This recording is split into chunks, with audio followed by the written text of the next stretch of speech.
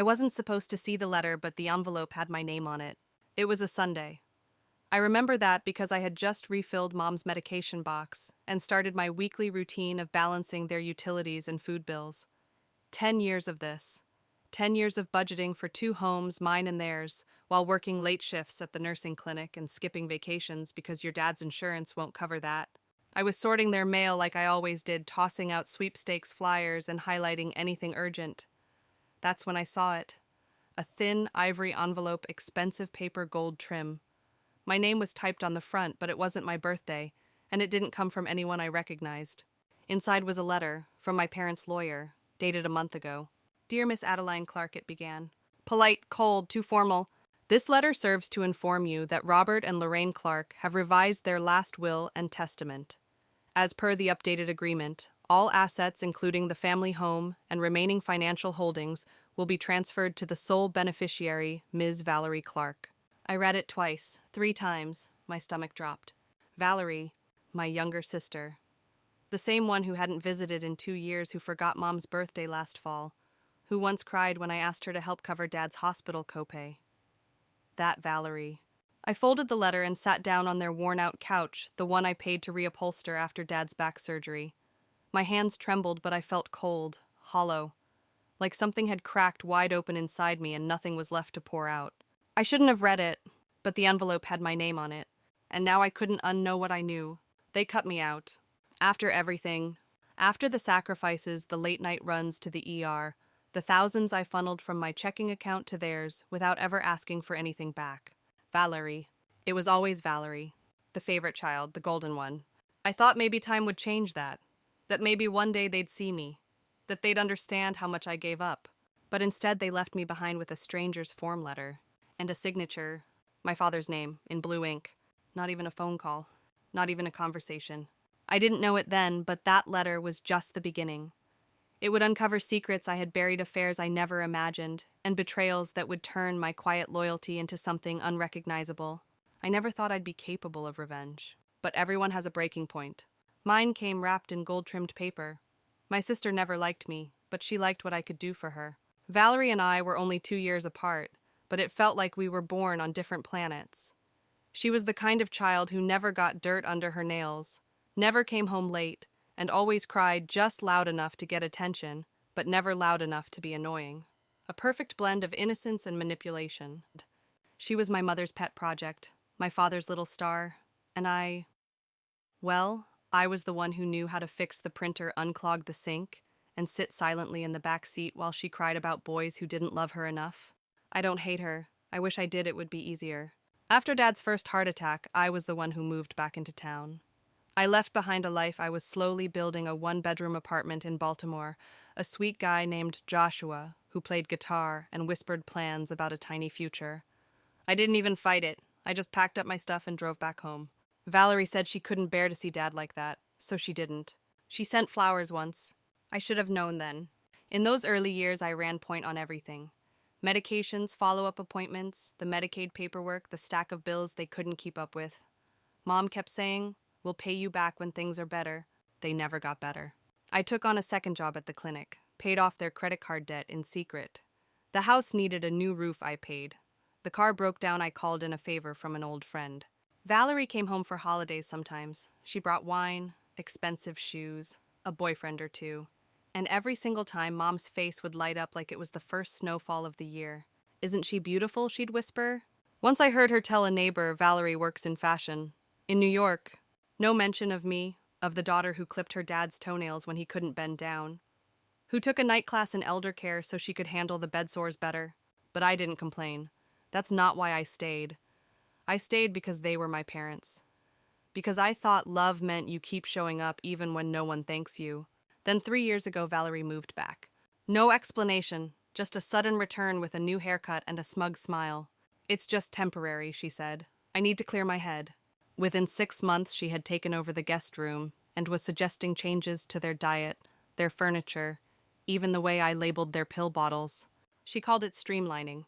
I called it erasure. Still, I let it go. I told myself she was helping in her own way, that maybe we could become a real family again. But then came the first strange moment. It was subtle, almost forgettable. Mom was sitting on the porch sipping tea when she turned to me and said, "You know, Valerie told us she offered to help you with your rent years ago. We're so glad you were able to manage on your own." I blinked. "What?" "She's just always looking out for you," Mom smiled. I wanted to laugh or scream.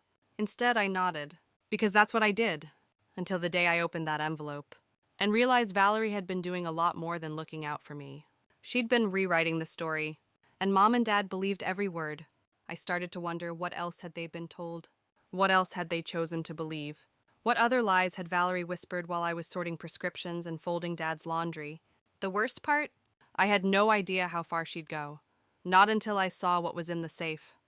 I didn't mean to open it, but once I did, I couldn't pretend anymore. I had only opened that safe once before, years ago, when Dad had asked me to tuck away his war medals after his second hospital stay. He was so proud of them even when his hands shook trying to pin them to his flannel robe. The code hadn't changed. 12/17, Valerie's birthday. That alone should have been a warning. But that day after the letter, something inside me cracked open. It wasn't rage, not yet. It was something quieter, like betrayal echoing through an empty hallway. I was dusting in their bedroom, pretending really, when I noticed it, the closet door slightly ajar, the rug pushed back, and the safe exposed like a wound. I stared at it for a long time. Then, without thinking, I tapped in the code. It opened. Inside, I expected to find old documents, maybe Dad's medals still in their case. But instead, I saw two things that made my blood turn to stone. The first was a manila envelope. On it, in my mother's handwriting, it said, "To be opened by Valerie only." Inside were printed emails. Between my sister and my parents. Dozens of them. Subject lines like R.E. Adeline's bank activity, and you should ask her where the clinic funds are going. Another, "We need to protect the estate before she drains it." They accused me of stealing from them, of siphoning off money. Valerie had been feeding them paranoid lies for years, claiming I used my caretaker role to manipulate them financially, and they believed her. Mom had even written, "I'm ashamed to say this, but I don't trust Addie anymore. You were right." I sat there holding years of lies in my trembling hands. Then I saw the second item, a small velvet box. Inside it a ring, gold, emerald, the kind of thing you give someone when you're proposing something forbidden. Tucked underneath was a card. No envelope, just a card yellowed with age. "To Val, so no one ever doubts how I feel about you. You know I'd choose you over anyone, even her." It was Dad's handwriting. My mouth went dry. I stared at the ring, at the card, at the impossible suggestion they formed. No, it couldn't be. Not even Valerie would. But deep in my gut, something sick and old stirred. Memories. The way Mom used to look at Dad when he'd touch Valerie's hair too long. The coldness in Mom's eyes when I brought up how Dad always talked differently to her. The way she once snapped, "She's his favorite, let it be." At the time, I thought it was just sibling envy. But this was something else. A shadow with roots. I placed everything back exactly how I found it. Closed the safe. Shut the closet. But something had shifted inside me forever. They didn't just cut me out of the will. They rewrote history. They twisted love into poison. And Valerie, she wasn't just a manipulator. She was something far more dangerous. And my parents, my mother, she knew. She always knew. I walked out of that room with one question pounding in my skull. What kind of family does this to their own blood? And another darker one right behind it. How far was I willing to go now that I knew it was supposed to be a one-time cry for help? But he held my hand too long. His name was Julian Crane, lived next door with his aging father, a Vietnam vet who smoked hand-rolled cigarettes and waved from his porch with 2 fingers and a grunt. Julian had a softness in his voice, the kind you don't expect from a man who'd spent 10 years in demolition. He'd been back in town for maybe a year caring for his father full-time. I'd see him mowing the lawn shirtless on Saturdays, or fixing his dad's porch light like he had nowhere else in the world to be. We never talked much beyond neighborly smiles. But the day after I opened the safe, when the walls of my family were closing in like a trap, I saw Julian outside washing his truck. I didn't plan to walk over. I didn't plan to say anything. But I found myself on the edge of his driveway, clutching a tray of uneaten muffins like a nervous teenager. He looked up surprised, then smiled. "Hey, Adeline." I must have looked a mess. Eyes puffy, fingers trembling. I held out the tray. "You like blueberry?" That was the start. We sat on his porch, him nursing a cup of too hot coffee while I picked at a napkin. I didn't tell him everything, not about the will, not about the ring, but I told him enough. "That's a hell of a betrayal," he said quietly. I nodded. He stared ahead, then said something I'll never forget. Some families feed on their quiet ones. They love you for what you carry until you're empty. I looked at him, then really looked at him. He wasn't handsome in the magazine sense, but his presence, it was solid. Like the kind of man who would never let a lie sit in his house for long. I felt myself lean just slightly. His arm was warm beside mine, and when he turned to hand me the cup, our hands touched. He didn't pull away. Neither did I. For a second, I imagined what it would be like to kiss him, to unburden everything into someone else's mouth, my grief, my anger, my shame. I didn't, but I wanted to, and that terrified me. Later that night, he texted, "If you ever need a place to breathe, my door's open." I stared at that message in the dark, heart pounding. It was just a kind gesture, right? Except nothing felt innocent anymore, especially not me. Because here's the truth, I didn't want to write down. I liked that Julian listened to me. I liked that he looked at me like I was enough. And I liked how, for the first time in years, someone saw me, not the caretaker, not the backup daughter, just Adeline. Maybe that's why I didn't hesitate when I saw Valerie knocking on Julian's door the next afternoon, wearing perfume, wearing his sweatshirt. She looked over her shoulder and smiled when she saw me. That smile wasn't innocent either. She wore it like a weapon, like she knew I would smell it before I saw it. It was subtle, sweet, not cloying. The kind of perfume that smells expensive, like summer orchids and glassy ambition. Valerie always wore it when she wanted to make an entrance, or claim a room. I knew it the second I walked up Julian's porch. She was already gone, but the scent lingered, on the doorknob, in the air. I stood there for 3 full seconds debating whether I had the right to knock. Then I did. Julian opened the door barefoot, wearing the same navy Henley he'd worn yesterday, but now it looked more lived in. His hair was still damp, his expression unreadable. "Hey," he said, smiling faintly. "I was just thinking about you. Were you—" I didn't mean for it to sound sharp, but it did. He blinked. "Everything okay?" I hesitated. Valerie was here. He nodded slowly. "Yeah, she stopped by. Said she was checking in on her favorite neighbor."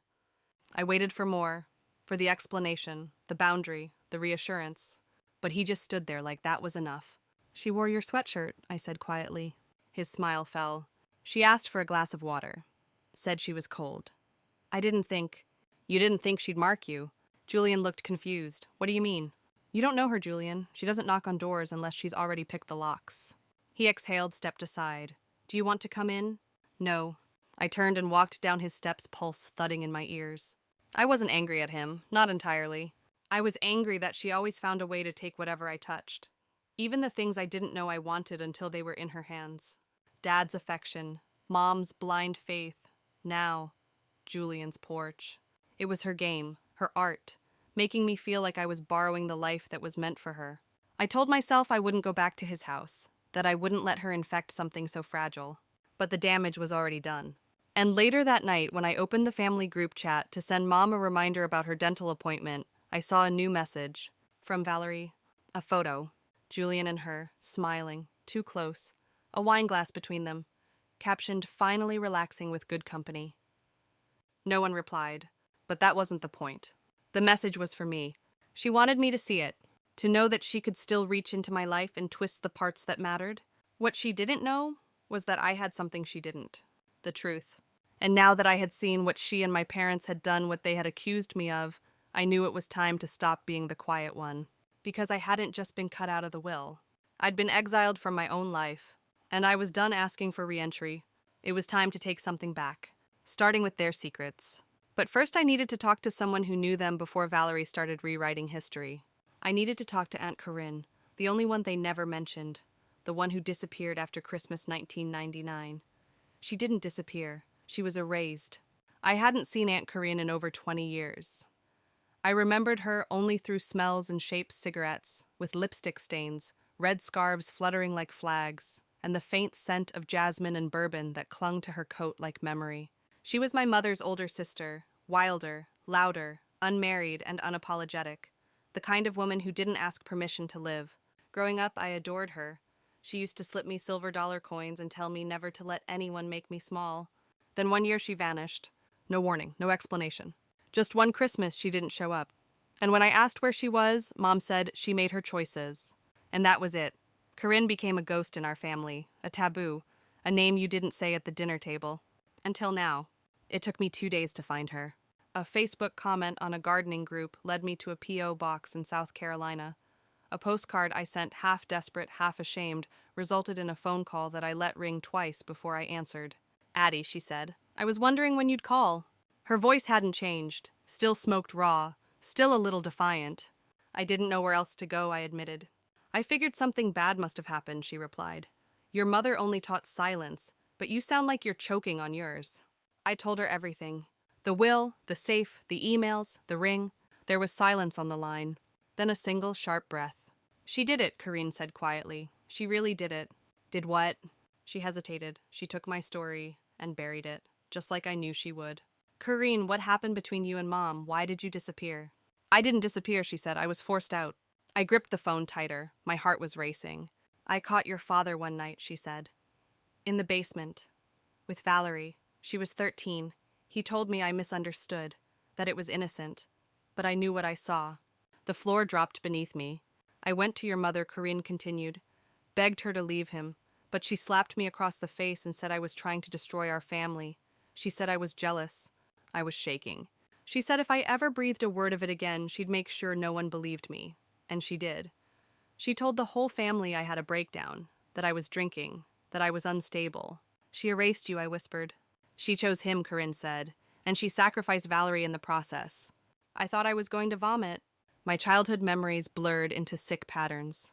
The way Mom hovered over Valerie, the way she flinched when Dad entered a room, the way I had been too invisible to notice. How could she let it happen, I asked. Because in our family, loyalty meant silence, and silence meant survival.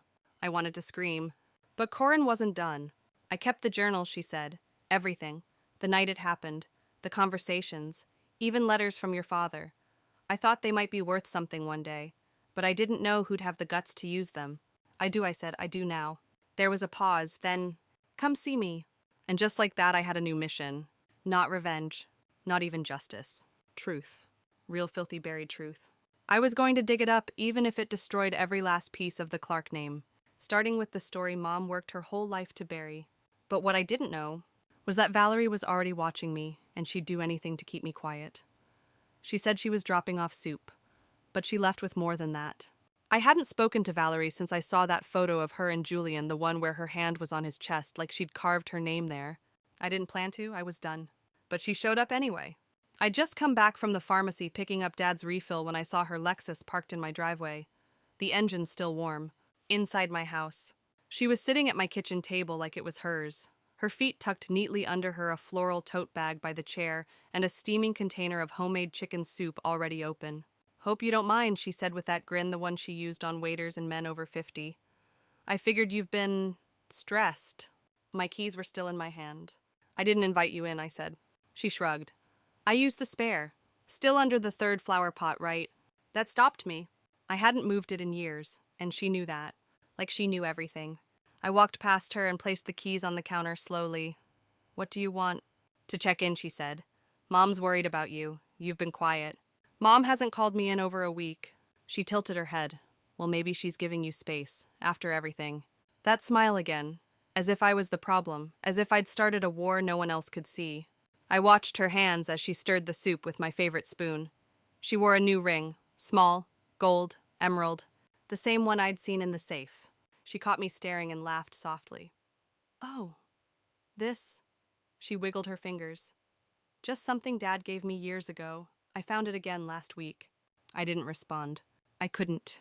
I just nodded and opened a drawer slowly, the junk one, pretending to look for something, while she babbled about Julian and how kind he'd been lately, and how he really seems to care about family. She was needling me, playing the long game. I could see it in her eyes. And then casually, she stood and walked over to the hall shelf, the one with photos, and an old ceramic owl Mom gave me years ago. She picked it up, turned it over, and smiled. Still cracked. Still mine. But then her gaze shifted downward toward the envelope I had left by accident on the lower shelf, the same one with Aunt Corinne's return address. I saw her eyes flicker. She reached for it like it was just another piece of mail, like she had every right. But I stepped between her and the shelf so fast I nearly knocked the owl over. "Don't," I said. She blinked. "Relax, Addie, it's just mail." "No, it's not." She paused. Her tone dropped a note. "What are you hiding?" And I said it clearly, slowly. What Mom and Dad spent years pretending didn't happen. The smile vanished. For a flicker of a second, I saw something behind her eyes. Fear, or maybe rage. It passed quickly. She set the spoon down, walked to the door, picked up her bag. Then she turned and looked at me with something colder than contempt. "You've always had a talent for creating drama," she said. "But you were never that bright." I didn't flinch. "Neither were you," I said. She left without another word. But I knew. She had seen the envelope. She knew about Karine. And if I was going to survive whatever came next, I had to be faster, smarter. Because my sister was many things. But when she felt threatened, she was a hurricane with perfect eyeliner. And she wasn't done yet. They weren't just journals. They were evidence. Corinne lived in a small brick house with ivy climbing one side like a secret that had grown too bold to stay hidden. She greeted me in bare feet, hair coiled into a messy bun, her eyes sharp even under crow's feet and time. "I thought you'd never come," she said, holding the door open. "I almost didn't," I admitted. "I know." Her home smelled like cedarwood and old books, the kind of place where nothing was ever just decoration. She led me to a back room, not quite an office, not quite a den, and opened an old trunk near the window. "This," she said, "is everything they tried to burn." Inside were 4 weathered journals, a bundle of letters tied with velvet ribbon, and a cassette tape. My breath caught. "What's on the tape?" "Your father, the day I confronted him. I recorded it." I stared at it. "Why didn't you go to the police?" Corinne looked tired. Because back then nobody wanted to believe a sister over a husband, especially not one who drank too much and wore red lipstick to church. She placed the tape gently beside the journals. "I sent copies to a lawyer. I kept these in case someone like you ever came knocking." I reached for the top journal and opened it. Page 1, July 3rd, 1998. I saw them in the basement. Valerie's face was blank. Robert didn't even flinch. He said, "She's mature for her age. She understands."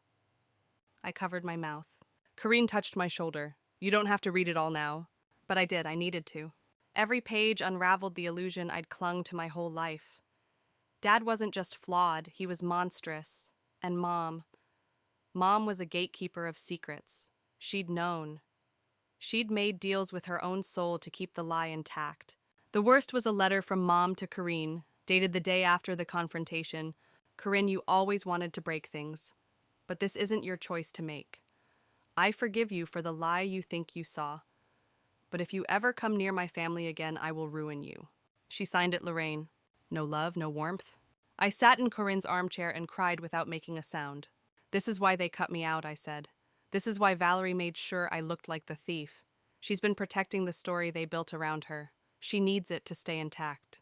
Corinne nodded. "If you expose this, you'll be the villain in their version." I looked up at her. "I don't care. I'd rather be hated for telling the truth than loved for living in a lie." Corinne smiled, sad and proud. "Then it's time."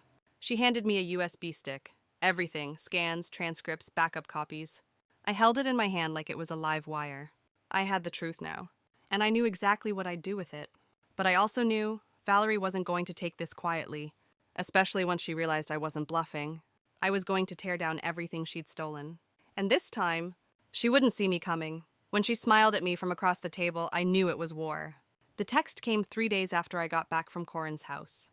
"Mom, family dinner Sunday, just us girls, come by at 6. I stared at it for a full 5 minutes. The heart emoji made me nauseous. I hadn't told them I'd seen Corinne. I hadn't told them I knew the truth. But somehow, they knew I knew something. The timing wasn't a coincidence. Valerie wanted to look me in the eye. So I said yes. I wore black, no makeup, no earrings. I didn't want to offer softness.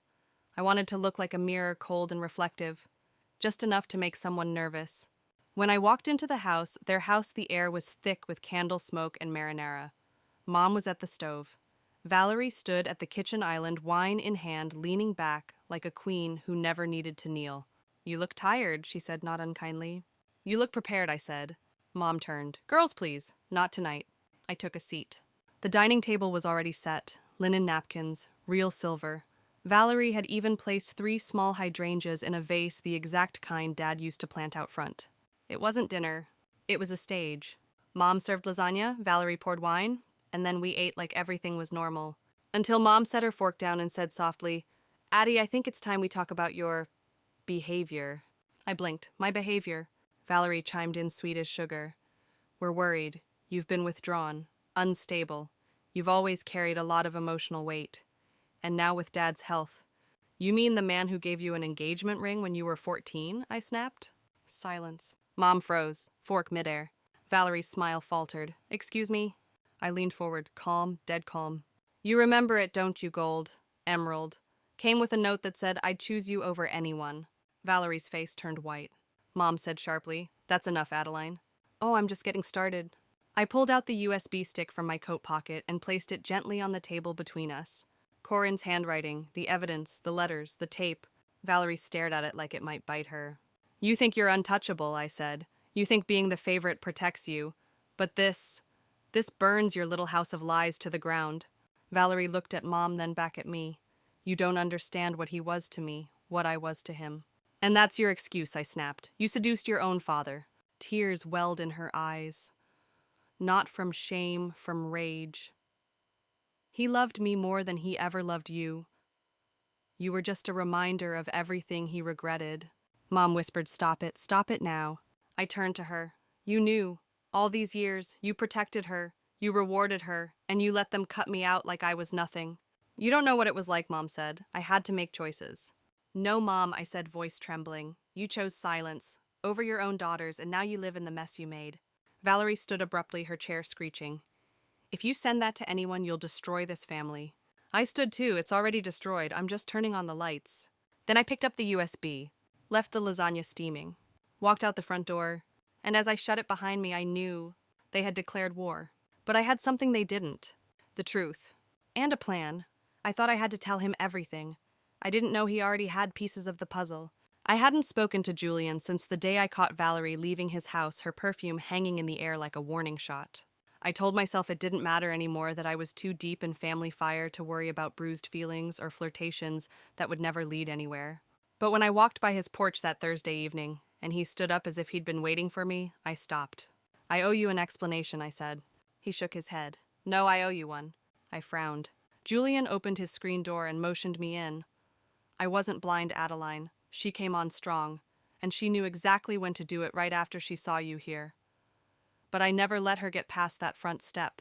I blinked. She wore your sweatshirt. I tossed it at her when she pretended to shiver. She paraded it around like a prize before I even realized she'd slipped it on. I exhaled slow and hard, so you knew she was playing games. I know what people look like when they lie. I've lived with enough of them. That night I told him everything. From the letter to the safe. From the journals to the ring. From the lasagna table standoff to the USB now sitting in my locked glove box. He didn't interrupt, not once. When I finished, his face was pale but steady. Jesus, he whispered, that poor girl. You mean Valerie? No, he said, you. Something in me broke open. He reached across the table, his hand brushing mine this time, not by accident. You're not crazy. You're not dramatic. You've been the only one sane enough to see the sickness. I nodded, but tears blurred my vision. I don't know what to do next. I have all this truth, but truth doesn't equal justice. They still hold the money, the house, the narrative. He sat back thoughtful, then flipped the narrative. I looked at him. You're a nurse, right? You know how to document, how to keep receipts. That's what you do now. You tell your story before they try to rewrite it again. But this time, you go public. I froze. Public like, post it. Not everything, but enough. Enough to make sure they can't twist it behind your back. 1,000 fears ran through my mind. Shame, judgment, the comments, the whispers. But what if it backfires, I whispered. Julian looked me dead in the eye. Then at least you go down telling the truth. And not hiding for people who never protected you. I didn't sleep much that night. I sat on my couch watching the blinking cursor of a blank Word document, hearing Corinne's voice in my head. Some families feed on their quiet ones. Not anymore. The next morning I made 3 copies of the USB. One went in my bank safety deposit box, one went to Corinne, and one I sent to a journalist who owed me a favor from back when I treated her father at the clinic. I didn't write the whole story, but I gave her a beginning, and trust me, it was enough to light a match. I wasn't ready for the fire that came next, but I didn't care anymore. Let it burn. I didn't use their names, but they knew exactly who I was talking about. It was published on a Sunday morning, under a pseudonym, AC, registered nurse caretaker, disowned daughter. The title was simple, quiet, but it cut deep. What it cost me to stay silent. When family loyalty masks abuse. I didn't use real names. I didn't mention towns. I didn't upload the tape or the ring. But the story was unmistakable to anyone who knew us. I described the financial exploitation, the gaslighting, the systematic silencing of a family whistleblower. I wrote about being the caregiver who was painted as the villain, about secrets passed off as misunderstandings, about the good daughter being carved out of the family tree without a sound. Within 48 hours, the piece had 9,200 shares. The comment section exploded. This is my sister's story. I'm sobbing in the break room. I am this woman. Thank you for saying it out loud. You're not alone. But one message stood out more than the rest. It arrived in my inbox late Monday night. The subject line read, "From someone who was there." I hesitated, opened it. "Dear AC, I was in high school when it started. Your sister used to brag about being the favorite. We all thought it was just family stuff. But I remember seeing your dad pick her up from after-school practice in a way that made my stomach turn. I didn't know how to name it back then, but I believe you. I believe everything. And I'm sorry I didn't say something sooner. KP." My hand shook. It was happening. The cracks were spreading. Quiet whispers were becoming voices. The story was out. And Valerie, she was furious. I hadn't blocked her. I wanted her to see everything. She sent me exactly one message after the article dropped. "You think you're brave, you're a coward. You didn't even name us." I replied I didn't need to. You already named yourselves. Then I logged off. 2 days later, Mom called. I almost didn't pick up, but some part of me, the part that still remembered her tucking my hair behind my ear when I had fevers, answered. Her voice was brittle, cold. "You've disgraced this family." "No," I said. "You did that the moment you turned your back on the truth. You don't know what it was like for me. You don't know what I had to give up." "You gave up your daughter," I said. "You gave up me." She didn't cry. She didn't yell. She just hung up. And in that silence, I felt something I hadn't felt in years. Relief. Not because I'd won. There were no winners here. But because I had finally stopped asking them to love me the way I loved them. Because I had finally stopped protecting their illusion. And because I had finally done something they never expected. I chose myself. But I still had one final move to make. And it was going to cost them everything. Especially the house. The one they lived in for free because I'd paid the mortgage for 10 straight years. It was time to remind them of that. With a lawyer and a bill, 10 years, 2/12/476/38. I itemized everything. I sat across from my lawyer, hands folded in my lap, watching her eyes widen as she read the list. Utilities, groceries, mortgage payments, car repairs, medication copays, even the ergonomic recliner I bought when Dad's back gave out. It was all there. "Are you sure you want to do this?" she asked softly. I nodded. They made it transactional the moment they erased me from the will. She looked at me for a long moment, then without a word printed the formal demand. We mailed it that afternoon, certified, with return receipt. Wrapped quite literally with a crimson satin ribbon, my idea. Valerie always loved appearances. The letter read, "Dear Mr. and Mrs. Clark, please find enclosed a detailed invoice outlining the financial support rendered by your daughter, Adeline Clark, from 2013 to 2023. As no legally binding repayment agreement was signed, and in light of your recent actions involving the revised will and testament, Ms. Clark is now formally requesting restitution in the total amount of $2,476.38. Payment is requested within 30 days. Legal action will proceed thereafter if necessary. Regards, Faye DeMarco-esque." It wasn't about the money. It was about the acknowledgement that I hadn't imagined it all, that I hadn't been the ungrateful one. That my decade of servitude wasn't a favor they graciously allowed. It was a quiet sacrifice they happily exploited. Valerie's response came faster than I expected. A phone call, I let it ring. Then a voicemail. "You petty, vindictive beach. You really want to drag this into court, fine. We'll see what the judge thinks of your little sob story. Just remember Dad's the one who signed the checks. You never gave anything without asking to be a martyr for it." Click. I smiled. Because that voicemail, that tone, was exactly what my lawyer needed.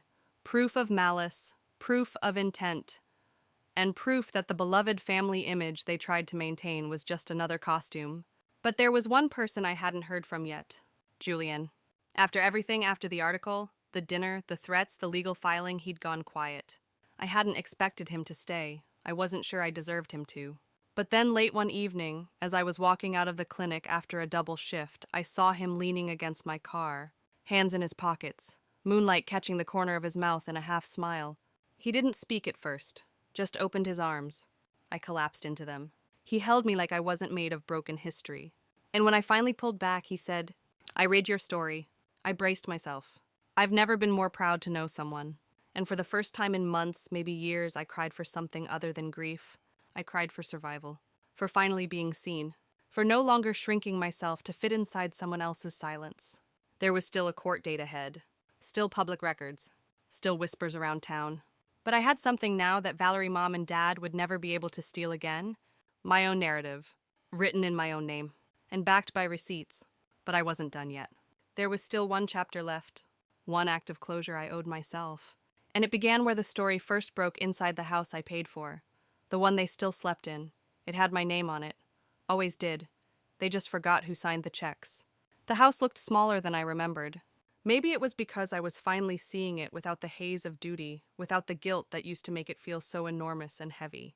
The rose bushes I planted were still there, though half dead. The gutters sagged a little. Valerie must have stopped pretending to care once the article dropped. Once she realized the facade couldn't hold anymore. I parked at the curb, not in the driveway. Let them watch me walk the length of it. Let them feel every footstep like a closing argument. I had the deed in a plastic folder tucked under my arm, notarized, signed, and perfectly legal. The house had always been in my name. I just never used that leverage. Until now. When Dad first had his second surgery and the bills piled up, I refinanced the mortgage under my own name to qualify for better rates. Valerie called it a smart move. Mom called it temporary. But no one ever repaid me, not a dime. They lived in it, slept in it, decorated it, held court there. And they cut me out thinking they could keep the castle after exiling the one who kept the roof from falling in. Not anymore. I rang the doorbell. Valerie opened it. No makeup, no smile, just resentment worn like an old cardigan. What do you want? I want what's mine, I said, holding up the deed. She scoffed. So what, you're kicking your elderly parents out now? No, I said. I'm selling the house. You wouldn't. I already have a buyer. They close in 45 days. Valerie's eyes darted, calculating. They're not going to leave Addie. Dad can barely walk. Mom, they can use the inheritance they stole from me to find a new place. You're listed as the sole beneficiary, right? Use it. Behind her, I saw movement. Mom was standing in the hallway in her robe, hands shaking. She didn't speak. She didn't even blink. I stepped into the foyer without asking. Set the deed on the console table right where she used to keep family photos. I looked directly at both of them. You erased me, lied about me. Let him do what he did. You can call me cruel now, but I've been merciful for 10 years. I've cleaned your messes, paid your bills, nursed your guilt. And what did I get? Silence. I took a breath. You get 30 days, then I change the locks. Valerie opened her mouth, but I raised a hand. Say one more word, and I send the ring to the press, with the note, and the tape. Don't test me. She froze. I turned, walked out. The sun was setting behind me, throwing gold across the grass like an omen. Julian was waiting in the car. As I got in, he said quietly, You okay? No, I replied, but I'm clean. And for the first time in a decade, I felt it. Not happy, not victorious. Just clean. The mess was theirs now. I had wiped my hands. I wasn't going to take anything. But I opened the box anyway. 3 days before the final move-out date, Valerie texted me for the first time since I served them the deed. There's a box in the garage with your name on it. Thought you might want it before we clear out. No punctuation, no apology, no venom either. Just a bland statement. I didn't reply. But I drove over the next morning. They were gone. The place felt hollow, like it had exhaled its last breath. Furniture stripped, curtains missing, refrigerator humming in an empty kitchen. Even the smell, that warm mix of lavender detergent and decaying secrets, was finally gone. The garage light buzzed overhead. In the corner, covered in dust and faint water damage, was a cardboard box with Addie scrawled in blue Sharpie, my father's handwriting. I stared at it for a long time before kneeling. It was heavier than I expected. Inside, my high school yearbook. A hand-knit scarf I'd given Mom in 9th grade. The ballet shoes I wore once then quit. A dried corsage from my junior prom, and a small unlabeled cassette. I held it up. Not the tape Corinne had saved, a different one. A personal one. I took it home and sat on the living room floor. No lights, just my old tape deck. I pressed play. There was static. Then Adeline, if you're hearing this, I guess you found the box. My father's voice. I don't know if you'll ever forgive us. And maybe you shouldn't. But I want you to know, I did love you. I didn't know how to show it. Not compared to her. You were always too much like your mother, and I was never good at holding mirrors. There was a long pause, A breath. She needed me in ways you didn't, and I confused that with love. That was my sin. I couldn't move. If you decide to walk away, I understand. But I hope one day you remember that you were the one who stayed. The one who did the work. The one who showed up. I see that now. I see you. Click. The tape ended. I sat there for what felt like hours, because it didn't fix anything. It didn't excuse the years, the erasure, the wounds. But it did something I didn't expect. It acknowledged me. The daughter who paid the bills. The woman who held the house together while everyone else picked it apart. I didn't cry. I didn't smile. But I heard it. And that was enough. I took the box, placed it on the highest shelf in my closet, not to forget, but to remember what I carried and what I no longer had to hold. The house would be gone soon. But that last tape, it stayed with me. Proof that even monsters sometimes try to confess, even if it comes far too late. And still, there was one more thing I needed to do. Something for myself, for the girl who never got her due. I didn't start it to prove anything. I started it to remember who I was before they forgot. The company began as an idea scribbled on a diner napkin. I was sitting across from Julian, watching traffic hum through fogged windows, telling him how strange it felt to finally have no one to answer to. No more bills that weren't mine. No more guilt-wrapped holidays. No more pretending I was lucky to be invisible. I always wanted to start something, I told him. A place for women like me. The quiet ones. The ones who paid and stayed and still got erased. He nodded. Then do it. I laughed. It's not that easy. But it was. Because I had time now. And clarity. And a name that didn't carry their shame anymore. I called it the Ledger. Not a business in the traditional sense. A foundation. For women over 40 who spent decades as caregivers, unpaid emotional accountants, and invisible daughters. For women who carried families on their backs until their knees gave out and then got left out of the will. We offered legal clinics, financial literacy sessions, therapy grants, and a place to write their stories. Anonymous or not, I launched it quietly. Didn't post about it on my personal pages. Didn't invite Mom or Valerie. But word spread anyway. Because women knew the language. They'd been speaking it in whispers for generations. The first email came from someone in Ohio, then Texas, then a woman in Maine who'd sold her jewelry to pay her parents' reverse mortgage and got nothing in return but, "You were born into duty." I read every message. Some broke me. Some healed me. All of them reminded me I wasn't alone. I never had been. And neither were they. 1 year after I sent the restitution invoice, the house sold. I used part of the payment to seed the ledger. The rest, I bought a small cottage by a lake 3 hours out. Nothing fancy, but with enough wildflowers out front to remind me I was still growing. I didn't keep photos of my parents there, but I framed one of myself from age 7, before everything fractured, before I learned silence as currency, before I became the bank, the nurse, the ghost. Julian visits often. Sometimes we sit on the porch and say nothing for hours. Sometimes we talk about the garden. Sometimes we talk about the future. But mostly I live now, not to spite them, not to prove them wrong, but to reclaim the parts of me they tried to forget. I paid my parents' bills for 10 years. They cut me out of the will.